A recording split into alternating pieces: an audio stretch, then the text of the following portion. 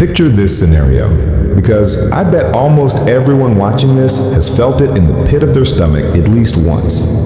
You are driving to work, maybe running a few minutes late, and suddenly that check engine light pops on. Your heart sinks. You know, logically, that fixing the problem right now might cost $300. But you look at your bank account and you have exactly $42 to your name until Friday. So, you ignore it. You turn up the radio to drown out the weird rattling noise. You pray.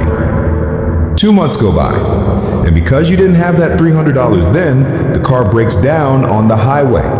You need a tow truck, which is $200. The original part that was broken has now destroyed your transmission, so the repair is $2,000. And because you can't get to work, you miss 2 shifts and lose $300 in wages. That initial inability to pay $300 has now spiraled into a $2,500 catastrophe. This isn't just bad luck. This is a mathematical trap. It is the distinct, measurable, and suffocating cost of not having money. My name is Bobby, and I spend way too much time thinking about the hidden mechanics of wealth and the invisible equations that keep most people stuck on the hamster wheel. If you are someone who feels like you are working harder every single year, but your bank balance never seems to actually go up, or if you feel like one bad Tuesday could ruin your entire financial year, make sure to hit that subscribe button and give this video a thumbs up if this helps you out. Because today, we aren't talking about stocks or crypto or how to get rich quick. We are talking about something much more insidious. We are talking about why being broke is actually the most expensive hobby you can have. Here's the thing about money that most financial gurus get wrong. They tell you that wealth is a result of discipline, and poverty is a result of bad habits. They say things like, stop buying lattes or cancel Netflix, as if saving $12 a month is going to revolutionize your life. But that advice ignores a fundamental economic reality known as the Boots theory of socioeconomic unfairness.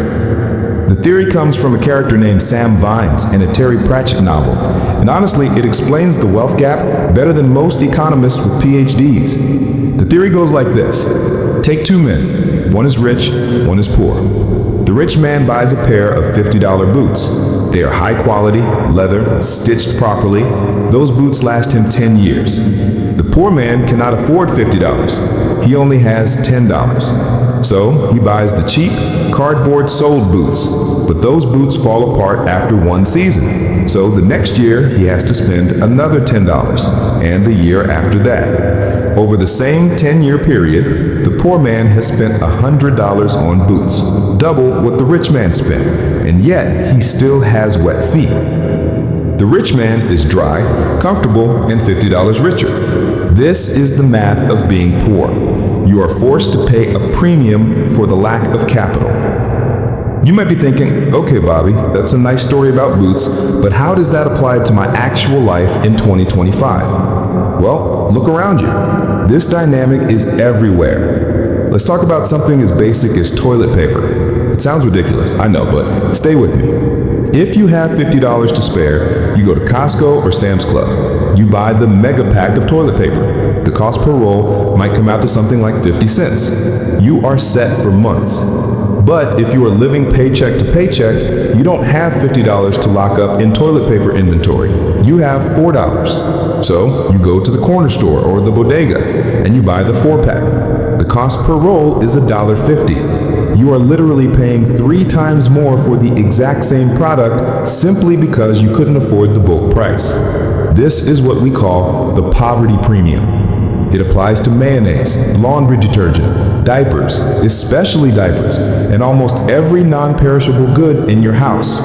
The math says that if you are broke, your inflation rate is technically higher than a rich person's inflation rate because you are perpetually locked out of economies of scale.